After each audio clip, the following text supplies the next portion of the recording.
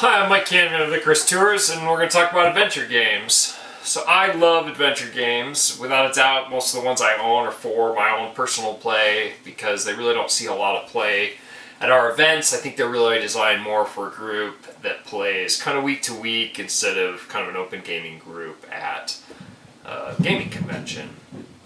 So we're going to go through the kind of ones we have in our collection and then talk about each one, who might enjoy it, what the differences are, and just kind of lay out what's out there and available if you're thinking about getting into a game or you're thinking about getting a second game. Let's start with an oldie, but still goodie, Runebound, 2nd edition. Unfortunately, I don't think it's in print anymore. Fantasy Flight's may be getting around to releasing a 3rd edition.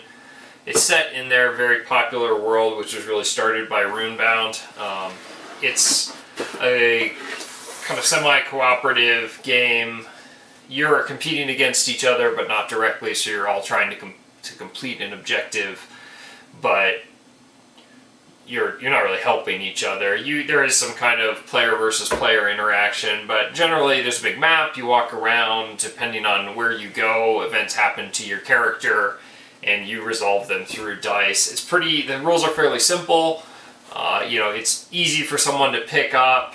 It's designed as a multiplayer game. I have played it almost exclusively as a single-player game. The single-player variant is very easy to imagine even. You just get on Board Game Geek and get the rules for the single-player variant, which just effectively has a counter that counts down, and you just need to win the game by then. I think there's better versions of the same thing that have come out since, but if you can get your hands on the base set, it's a really great game that's very simple to get into. I think when my son was even 7, we used to play kind of cooperatively where I would kind of help him around the board. And I think nowadays he could play it, he's 9 now, he could just play it normally. So it's a good game for games, or a good game for kids. I would recommend if you pick it up for a good price and are looking for, a pretty decent adventure game that plays well with a group and that plays well solo and for young kids, this is it. But as you'll see as I talk on, there are some kind of better games that have come out that I think have better mechanics than Runebound. So next let's talk about Mage Knight. So Mage Knight carries the name of one of the very original Clicks games. To be honest, it has absolutely nothing to do with that, so just put that out of your head. It's probably most similar to Runebound, that's why I'm doing it next. What sticks out to me for Mage Knight is how deep of a game it is play-wise. There is a ton going on. How you play your character and how they move around is very in-depth. There's a ton to it. The rulebook, although being known for being horribly laid out, which it is extremely thick. There's a lot to it, but it's an incredibly rewarding game to play. The character kind of development as you build your character as you roam around is fantastic.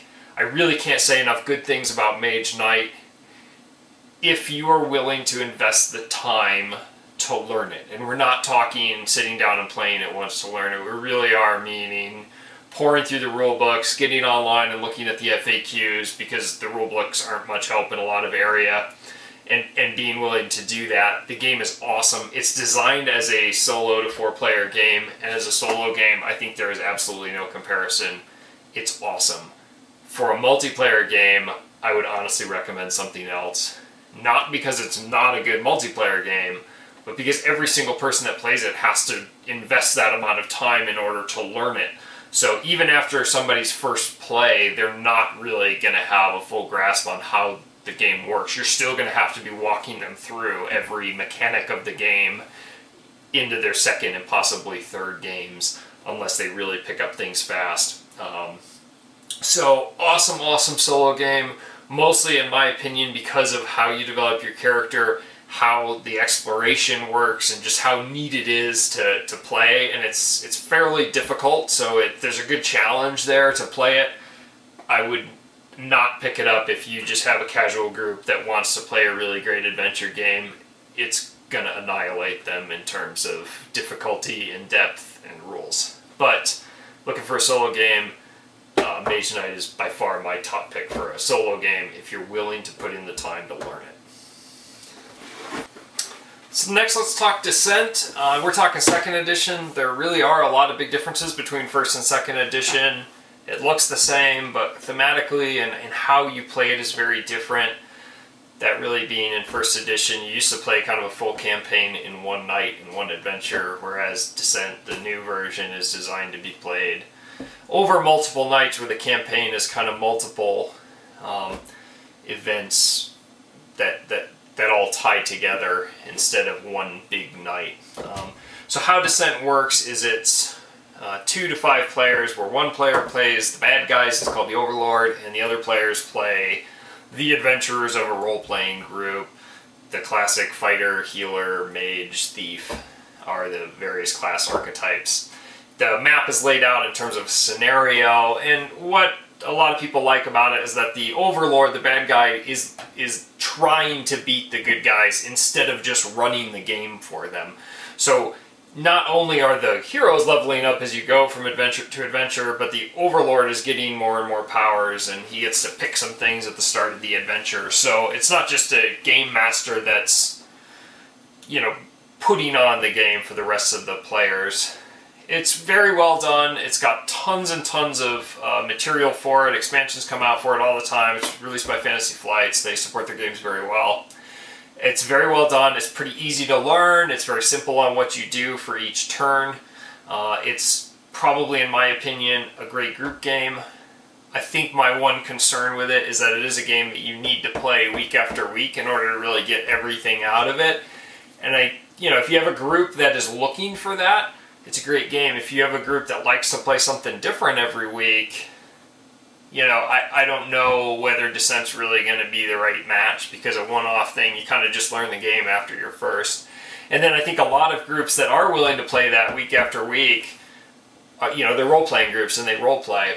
So it does fit this kind of strange niche in the community, but there are a ton of people out there that play Descent every week and love it, and it's a great game. So, I would say for a group game that you're going to play week after week, Descent's it. If it's something that you're just going to play every once in a while, I have better picks than probably Descent.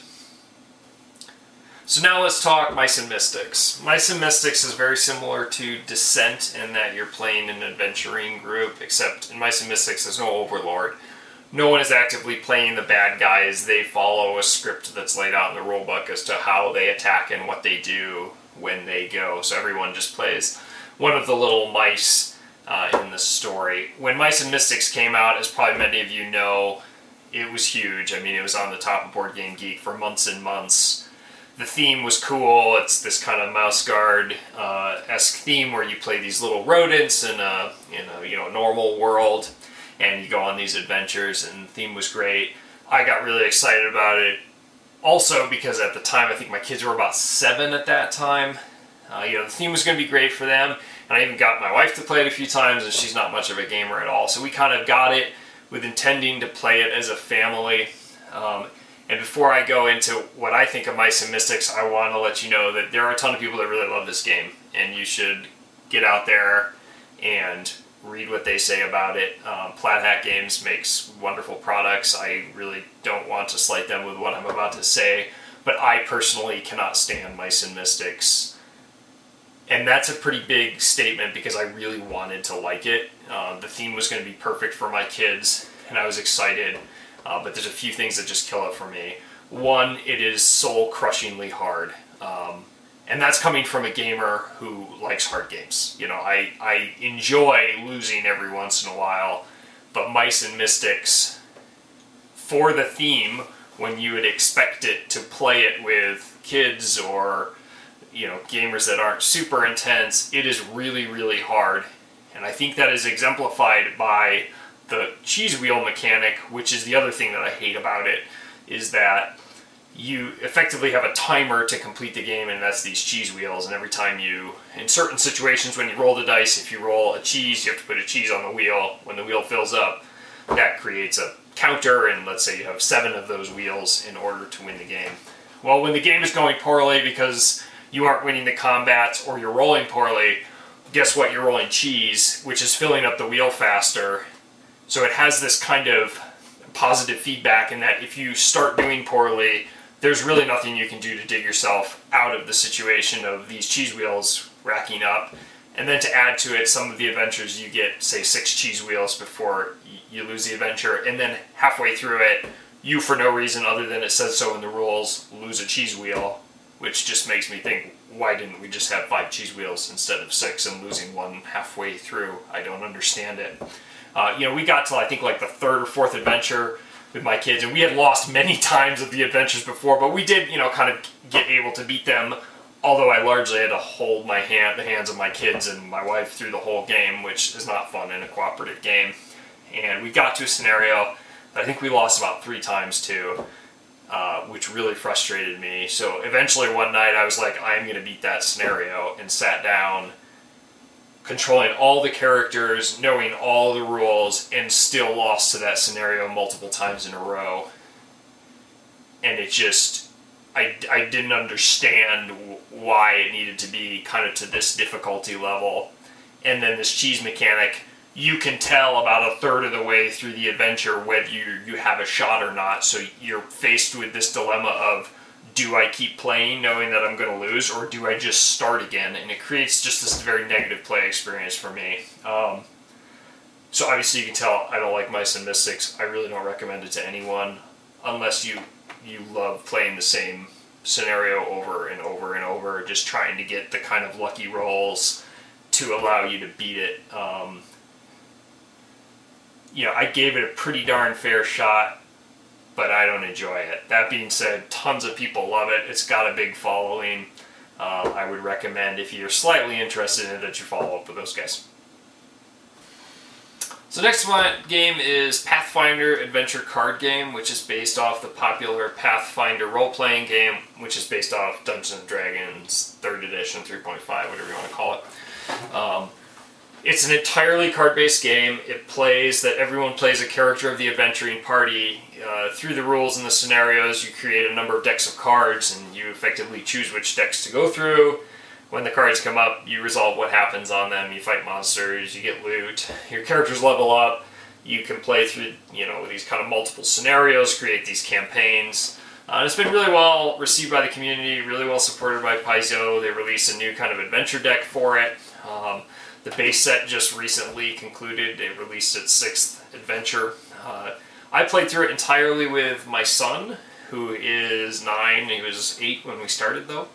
And although I had to help him a little bit, he kind of got it, and he could play it, and he could pick the cards from his hand to play. It has this really neat mechanic where your character is not a character sheet like in a role-playing game. It's its deck of cards, and you draw the cards, and the cards tell you what you can do. So you kind of, all the rules are kind of in your hand. There are a number of rules, and the rule book is fairly thick, but it's pretty easy to pick up, and I like it in that you can teach it fairly quick to people. It is one of those games that, again, you kind of need a group to play it over and over with. It's not one of those games that you're really going to get a lot out of it if you just play it one night as kind of a standalone game in a avenue similar to Descent. But this is also a solo game. The solo rules do recommend you play 2 characters. I think, with the exception of probably the Druid, it'd be tough to play this through with any other character, just one character. But you can easily just play 2 character decks, and you get to build both decks as you play. So it is a nice kind of Descent version, a solo version of Descent. I really can't say enough. I love playing it. It's really, really fun. The biggest critique of it is that it's not very hard. And it's true, it's not very hard. It is one of those games that you eventually beat.